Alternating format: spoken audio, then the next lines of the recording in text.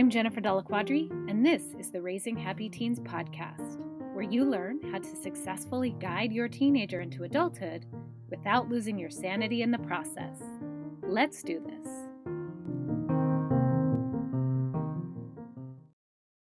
Welcome back to the podcast. In this episode, I'm joined by Mileva Repaski, who is one of the 3 co-founders of the Phone Free Schools movement. The mission of this movement is to provide youth the freedom to excel academically and develop socially without the distractions, pressures, and harms of phones and social media during the school day. So Mileva and her co-founders, Sabine Polack and Kim Whitman, they're all moms, and they know firsthand the negative impact that smartphones and social media can have on kids. This is an episode you're going to want to share because this is something we can all come together on to really make a difference for our kids. So without further ado, here is my conversation with Mileva Repaski. All right, let's get started here. I'm so excited to have you here, Mileva. This is such an important topic, and I know that my audience is going to benefit a lot from the things that you're going to be sharing today. Before we dive into the meat of it all, let me just give you a minute to introduce yourself, tell my audience who you are, and we'll go from there. Sounds great. Thanks so much. I'm really happy to be here. So my name's Mileva, as Jennifer mentioned. I'm actually a mom of 3. I have a high schooler son, David, who's 16. I have a middle schooler girl who's 12 in 6th grade, and I have an elementary school daughter in 4th grade. I'm a mom like everybody else who just experienced personal stuff going on with our eldest child and really felt strongly to want to advocate in this space, which connected myself with a couple other moms who then dove into trying to address the phone issue that's going on in our world right now. Yeah, and wow, you really have all of the levels covered when it comes to kids. The high schooler, the middle schooler, and the elementary schooler, you probably get it all, right? And so we're talking today about the importance of, or the movement that you have started, the Phone Free School movement. And this is I have so many personal things to share as from clients and from my own personal experience, but I really would love to know what prompted the beginning of this movement. How did it all get started? How did the 3 of you come together on this? Such a great question. So, actually, Sabina, one of the other co-founders, there was a CNN article done on the experience that she was having with her daughter. Her daughter became suicidal due to the fact that having the cell phone, social media pressures, things that were going on with her. When the CNN article came out, I actually came across it and read it and was brought to tears because not only were we going through the exact same thing with our son, she was in the exact same school district in the exact same town that I was. And so I reached out to her through Facebook and I said, I have no idea if you're going to respond to this. My name is Mileva. I read your article. I was in tears. My son also is going through the same thing. He was suicidal because of different pressures that were going on within school, social media harms. We connected locally and tried to start advocating in our own school district to kind of bring about that change here. And quickly just realized that it wasn't just about our kids and it wasn't just about our building. This was a national epidemic that was going on. We joined a group called the Fair Place Screen Time Action Network, where it's just a huge group of people, parents, teachers, researchers that are kind of coming together to take this whole entire problem, but all kinds of problems that are tied to social media, being on screens, school issues. We then met our other co-founder, Kim, there. Kim has 2 teenagers, and she had been advocating since 2018 in her area for healthy boundaries around EdTech. The 3 of us really quickly realized how passionate we were about the topic of phones in schools. And so we actually started our own nonprofit called the Phone Free School Movement. We had spent a little over a year researching the harms of this and talking with school administrators and other people, other nonprofits in the space. We launched our Facebook and Instagram pages last year. And then this year, January of this year, we became a formalized 501c3 nonprofit. And so we've been hitting the ground running, just doing all that we can to connect with the right people to try to help get this movement moving. That's so amazing. And what I love so much about it is When parents are willing to be honest about the challenge and open about the challenges they're facing, as hard as it is, what it does is it normalizes and connects all of us on these really tough topics. And that in reading a little bit in your backgrounds, I really connected with your stories as well because I have a teenager who's now 19. She struggled a lot with mental health all through middle school, all through high school, not necessarily directly tied to social media, but I know for sure that phone use did not help with the mental health. So I love that you came together on such an organic level, but with the bravery and courage to just talk about it and be open about it, and that you are also doing something about it. It's really inspiring. One of the things that you mentioned is that you've had conversations with schools and administrators. And I would love to hear a little bit more about some of the challenges that you have heard about that these schools are facing and that they've told you about. What type of what type of negative impacts are they seeing in schools that you've heard of from them? Such a great question. And I will just say one of the things for me personally is until my son had a problem, I had no idea that these negative impacts even existed. We blindly gave our child a phone because my husband, he's in the military, he's deployed a lot, and I was working an hour away, and so we needed to give him the phone so that we could communicate with him and know that he was okay and he made it home from school. We did that without the knowledge and understanding of all the other things that he now was able to do and have access to.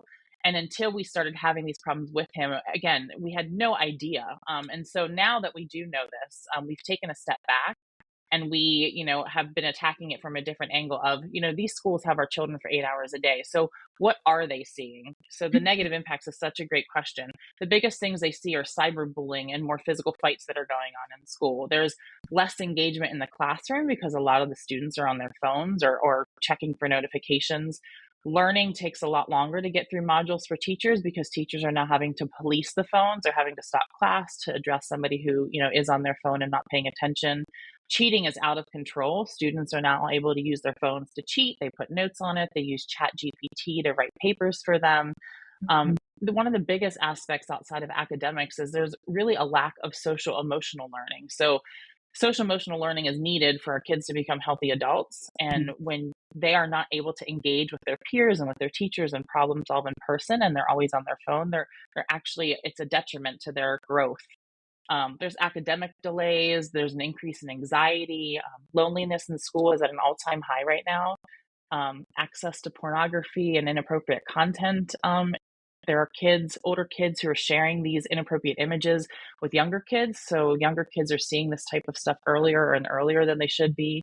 And schools they were a traditional place where children learned independence from their parents. Yes. Parents are actually one of the biggest culprits right now, unfortunately, for the distractions at school because we as parents are constantly texting our kids changes that are happening or a different pickup schedule or what do you want to do for dinner or I'm out grocery shopping and I need to know what you want. And so we contribute to the downward spiral that our kids are experiencing in school because they see that we text, they want to respond, but then they see all the other notifications that have come through. And so they go down that rabbit hole of being on their phone. And so all of those things come together, combined, and just form this massive negative impact that our kids are suffering from, tied directly to the phones in the schools. You touched upon so many things that we could do a deep dive on, but everything you're saying, I completely am seeing the same thing. When I knew that I was going to have you on the podcast, I did a poll on my socials just to see where the people who are following me stand with this. And overwhelmingly, the majority agreed that there shouldn't be phones in schools. What's also really interesting about it is many, if not most of those people are teachers or administrators in schools who were completely on board with that idea. Most of them were also parents as well. And I want to speak a little bit on the topic of that the parents are the culprits in many ways. And I'm guilty of this. I'm not going to try to pretend like I'm not. But my background, now that my kids are a little bit older, it's almost like I'm like the older auntie giving advice, like, "Don't do what I did." And it goes both ways. There's like this codependent relationship that gets strengthened on just having access to each other 24/7. It's not good for them, the teen, and it's also not good for the parent to have that constant access.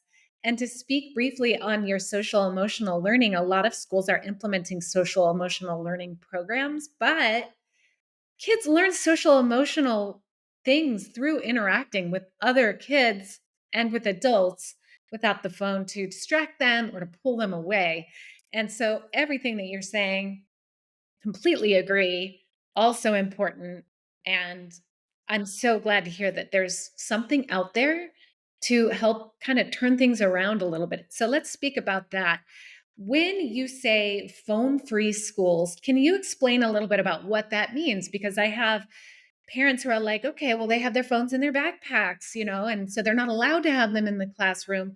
Isn't that phone free? So tell me a little bit more what phone free means as it applies to your movement. Absolutely. So the movement and the policy that we have come up with, it really has to be bell to bell. That means from the start of the school day to the end of the school day. We do not want them to have their phones at lunch, during passing periods. We see a lot of schools who are say no phones just during instructional time, but the policy really has to be bell to bell in order to maximize the benefits for everybody: students, teachers, staff, administrators. Cell phones, like we've been discussing, it's a disruption to academic learning and also to that social emotional learning piece. So removing it just from instructional time definitely helps the academic side of it, but it doesn't help the social emotional side that's super important. The cell phone has to be locked and put away. It cannot be on the student at all. And removing that the cell phone from the person eliminates the urge to check it. So we do see a lot of schools who say, well, they're not allowed on it, but it's on their book bag and their book bag's on in next to them. They still want to reach into their book bag and check for their phone. So it really needs to be locked away. There are systems like the Yonder pouch, which I think has grown a lot of popularity recently, where schools purchase these pouches that you put your phone in and it locks, and they can't unlock it until the end of the school day. Um, there are also just phone lockers. There's, a system, drop it off in the office in these phone lockers. There's pouches that are, hanging on homeroom teachers' doors where kids can put them into. It really needs to be completely away from the student, though. It can't be on them. It can't be in a purse. It can't be in a backpack. We do know some schools who allow it in the locker. That still isn't one of the things we recommend, because students can stop at their locker and it opens that rabbit hole again of wanting to go to their locker more often to check their cell phone and see what's going on. And so the definition really stems around bell to bell, start of the day to end of the day, and completely away from the students. They have no access to it. Okay. So I can just sense my listeners' anxiety rising, thinking, wait a second, my kid's going to be at school all day and I have zero access to them. What if something happens? What if there's a threat to the school? I can't contact my kid and I don't like that. So, can you talk a little bit about that very real fear that parents have and what the approach would be for something like that? Absolutely. And I will tell you, I'm a mom of three, so I totally understand that concern. I totally understand the fear and the worry. I experience it myself every single time you see another news story come across that something else has happened in a school building. One of the things that we, spend a lot of time diving into to kind of figure out why this is a super important thing to push and what kind of research stems from that. So right now, school security experts are actually saying that it makes children less safe in a crisis if they have their phones. That is because when you're using your phone in an emergency situation, it actually distracts the children. So they're not following the directions of the teachers, and they might miss a critical aspect that they need to be following. The sound of a phone, whether it's ringing or vibrating, could also alert an assailant to where the students are hiding in a building. Um, Unfortunately, the shooter can be monitoring the event themselves, and if there's kids recording what's going on social media, they now know what's going on. And victims and worried family members who are trying to get through actually are jamming the communication system. So first responders can't get through like they need to be. Now, I totally understand and recognize that that still doesn't calm our hearts when we're worried about our children. But one of the things that has shifted over the last several years is our lack of trust in a school's ability to ensure that our students are safe. So, for decades and decades and decades, schools have existed where our children are there for 8 hours a day, and it is their job not to just academically teach them, but to have a solid foundation of safety and security for our children. We as parents, we are definitely contributing to the fact that our kids are being distracted. And so, like we all grew up, and I will admit my age. I'm definitely a lot older than my 30s. So, when my parents needed to communicate with me, they called the school office. And one of the things we have learned from talking to all kinds of administrators over the nation is that that system still works.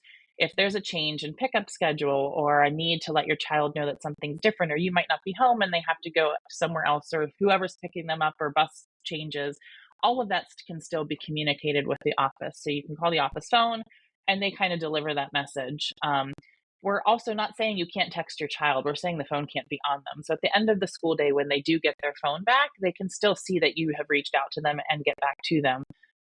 In cases of emergencies at home, if something's going on, at home that you need your child to know, you can again, you still call the school office. Those messages are absolutely communicated back with those students. So again, I really want to reiterate, like, I'm a mom and I totally get it. I am also a mom. My husband's deployed again. So when I say I am extremely close with my children and hate that they're always away from me, I truly mean that. They are my lifeline. I love my kids. I love being around them. I love talking to them. And I was a contributor to communicating with my son during the school day. I was guilty of it. I was texting him. I would just text him to ask how he was doing. Yeah. And then when this whole situation happened and my eyes were really open to it, I recognized that I was contributing to the lack of foundation he was getting that he desperately needed. And so I truly understand how parents feel. Yeah, of course. And it's completely understandable. There's that fear. But it sounds like, according to this information, the only thing that access to that phone is going to provide is peace of mind for the parent, which, that's absolutely something that we all want as parents. But to know in your heart that they are, in fact, safer not having a phone, that is a little bit more reassuring. Of course, it doesn't take the fear away, but I did want to also speak to the texting the kid during the day. It goes both ways, because there's a lot of people sharing, just joking around about that their teen is texting like, "Hey, I don't want to be here. Come pick me up. Can you come get me?" Or even something like, "I forgot XYZ. Can you bring it to school?" That, there's no level of accountability and resilience when they can always count on mom and dad to bring things to school. Again, 100% guilty. There was a point where my kids would text me almost every day because we lived close to the school. "Bring me, I forgot this. Can you bring me this? Can you bring me that?" I could have said no, but I didn't. So if they didn't have access to the phone, they could go to the office if it was that important, or they can figure it out on their own, which Yeah. benefits them way more in the long run. So there's so many levels to this of the benefits. And I'd love to hear, with the schools that you're finding that have come on board with this and implemented this plan, how have the kids responded? I'd love to hear about that. And then also, just how is it going? And what are some of the benefits that you've seen? Yeah, absolutely. So, the schools that we have talked to that either already had a phone policy in place that was working and great, or that have adopted a phone free policy recently, most of them have, the biggest thing they've shared is that there's an increase in engagement, both in class and with their peers. So the social aspect of the school day is definitely just as important as the academics, like we've been saying. And so the increasing in engagement was allowing students to build those meaningful relationships and foster that sense of belonging and community back into the school.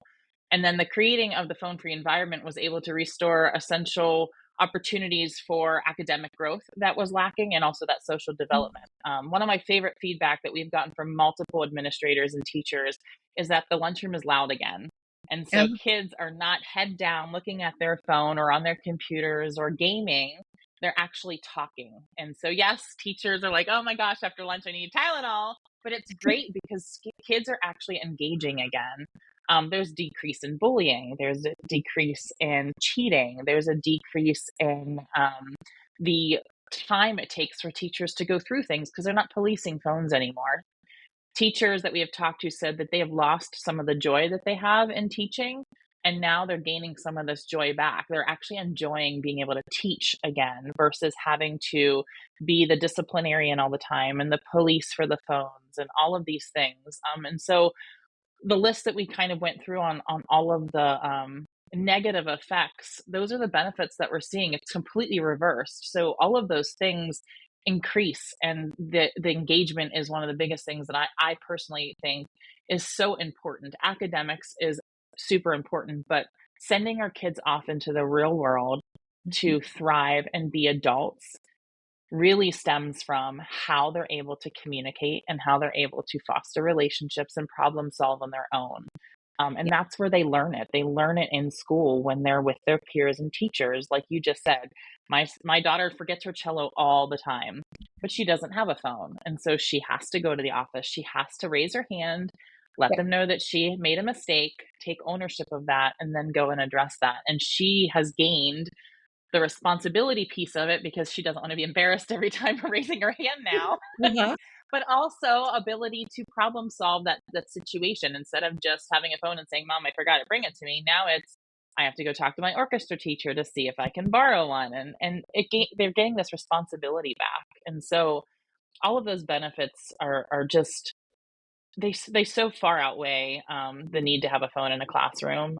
And to the other question you asked, how are kids responding to this? So when we have talked to schools that are doing this, it's like anything else. When a policy exists around a dress code, when a policy exists around lockers, kids follow it. They need that discipline and structure.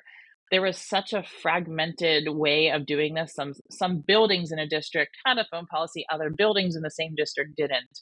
Some left it up to individual teachers to determine what they wanted in their classroom. And because it was so wishy-washy, kids would just running rampant doing whatever they wanted to with their phones.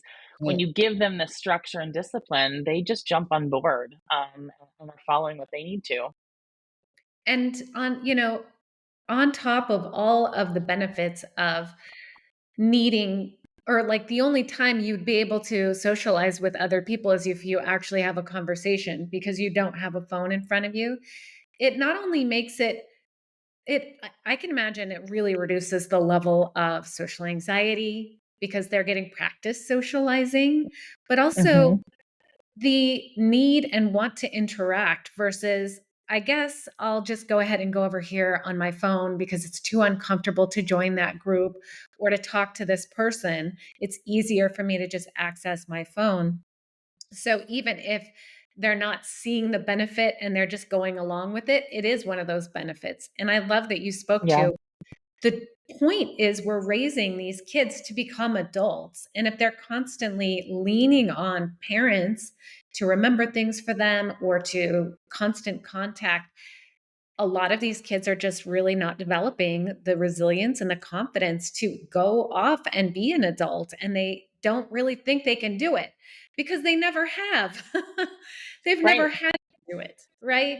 And so Yeah, another thing too that you spoke to is the fact that the kids will have no access to phones. It can normalize not giving a phone or social media until a later age because it's not there in person where everybody's looking at their phone and your kid's the only one who doesn't have one. And right. I just did a couple of episodes on Jonathan Haidt's Anxious Generation book, and I can imagine the release of that book has had an impact on, hopefully, on your movement. Would you say that that's true? Has there been an impact? What's been happening there? Absolutely. And so we love Jonathan Haidt. He's actually on our advisory board for our nonprofit. When he joined our nonprofit, we spent a lot of time just like combing through all of his knowledge and the research that he's accumulated. When he released his book, we definitely saw an uptick in people reaching out to us because then people were Googling phone free schools and they were researching all the things that were in his book and they were reading more about all of this. And so the topic became higher on Google searches, which really helped us be seen more. Yeah. And then we have like a lot of our conversations now when we're talking to people. Before it was, we're interested in doing this and we don't know anything about it. Now it's, we read Jonathan Haidt's book and we have no idea where to go from here. And so they come to us and they're looking for that solution. Jonathan Haidt's book is just phenomenal, and we recommend it to everybody that we talk to. And we're just super proud that he took the stance he took, that he put out the information that he put out.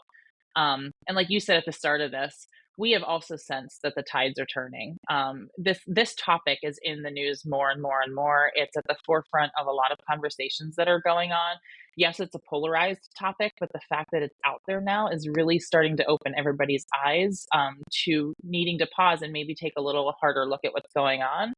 And in turn, with that, we hope that we're able to be here as an organization to help these people get to that end state of having a wonderful and acceptable policy in their schools to allow kids to thrive and gain back their social, emotional, and also academic foundation that they need.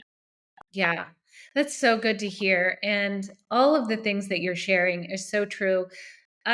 We as parents, me being a parent who introduced phones to their kids as the wave was, we had no information about it. We're just like, well, everybody's doing it, I guess I'll go ahead and do it. And now we're realizing, oh, wait a second. there's some negative impacts here. So having these beacons for all of us parents and people and schools to turn to is so great. I really, really am so excited to see where you guys are able to go with this. Can you give us just a little update? What's next for this? We have a summer coming up, and I wonder, is that going to be like a slow period? What's coming up next for the Phone Free Schools movement? We are busy, busy, busy. And so since March, we've had over 400 people join our movement, and that's teachers, parents, administrators, advocates. They're all looking for support and how to implement this. So we spend a lot of time having conversations with people on how to go from where you are right now to actually being a phone free school. And if you're a teacher or parent, we've been talking to them on the ways to have those conversations with their schools. Moving into the summer, while I know a lot of other businesses and organizations slow down, we will actually ramp up our busy timeline. So right now we're in the final stages of the development of a phone free school toolkit that we can send out to all administrators, showing them literally from start to finish how to go from where you are to become an effective phone free school. Our hope is that over the summer, we are spending the whole summer long sending these toolkits out to schools and administrators who have already reached out to us, but also to schools that have not, so that they know that one, this is there, and two, it exists for support. It includes a timeline on communication. So one of the biggest things really stems around communication. If you want this to be successful, it can't just be the kids show up the next day for school and here's the policy, you have to now follow it.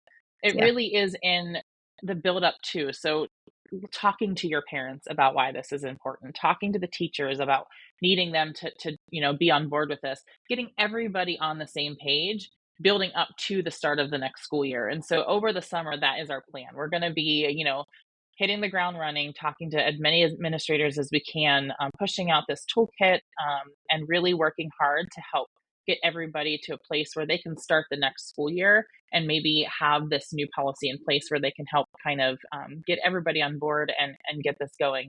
In addition to that, we recently launched our ambassador program. And so this is a way that everybody who has reached out saying, we want to be a part of this, we don't know how, this gives them the ability to kind of help us. So there's only three of us. Mhm. Sabina and I are in Pennsylvania, and Kim is in Kansas. Obviously, we can't be in every state, and so our hope is that we have ambassadors who can kind of tackle their region. We have, I think, over 50 already who have really expressed interest. We hold monthly calls where we kind of talk to them about things that they can be doing in their regions. Part of what they're going to be doing over the summer is sharing this toolkit, going to their schools and their administrators and saying, hey, this organization exists. This is what they're all about. This is a toolkit that can kind of help you. And so if any of your listeners are sitting at home going, I know this is a problem and I don't know what I can possibly do to help, they can join our movement, they can become an ambassador, and they can just gain this knowledge and help outwardly share it for us. Yeah, that's exactly what I was going to ask. I have parents and I have teachers, I have administrators who listen to this. I'm sure many of them are nodding their heads and I want to do something about that. I will make sure I put a link in the show notes so that they can sign up and get information there for sure. And it sounds like it's very gotten to the point where it's very start to finish. You hold their hand from the beginning all the way through. And it's so important, like you said, to let it be a conversation before it's implemented. So everybody's on Hmm. board, everybody's aware, and it's not just surprise, because people Right. don't usually respond well to that kind of a thing. So becoming an ambassador, spreading the word, anything else my listeners could do to support the movement. Honestly, it really is just making sure everybody in their networks know. So if their school is not phone free, then figuring out, talking to their administrators, the teachers, the principal at whatever building their child is in, just letting them know that they can reach out to us and we can, talk to them about the implementation of a phone free policy for themselves. If they have a student who is willing, we're always looking for students to share their story. And so every student has an experience, both negative and positive experiences of negative, having a phone and something going on, or positive that they're in a school that doesn't. We would Right. love to hear those stories. So we have a share your story aspect on our website where students, teachers, everybody can share their experience. And then once your school does go phone free, we have a share your school. So we love to recognize schools who have adopted a phone free policy. When they do that, we send them a certificate that says, we're honoring them as a phone free school. They get a little emblem that they can put on their website. We, publish it on social media. It's really all about like, we want to support the community just as they're coming to us to find out that we exist. And so we are just looking for everybody and anybody out there to help spread the word, to help connect us with your administrators, and then to share the stories that are going on out there, negative and positive.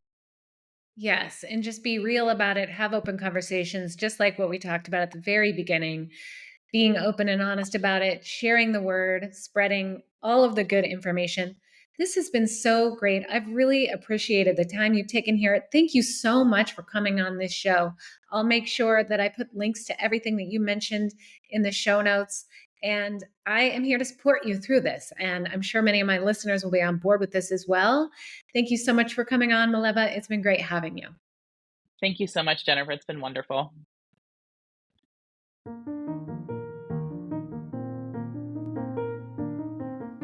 If you liked this episode, I'd like to invite you to join Raising Happy Teens, my free online community for parents of teenagers, where every week I host Ask a Coach. You bring your parenting questions, and I provide expert advice and coaching. Click the link in the show notes to join today. I'll see you inside.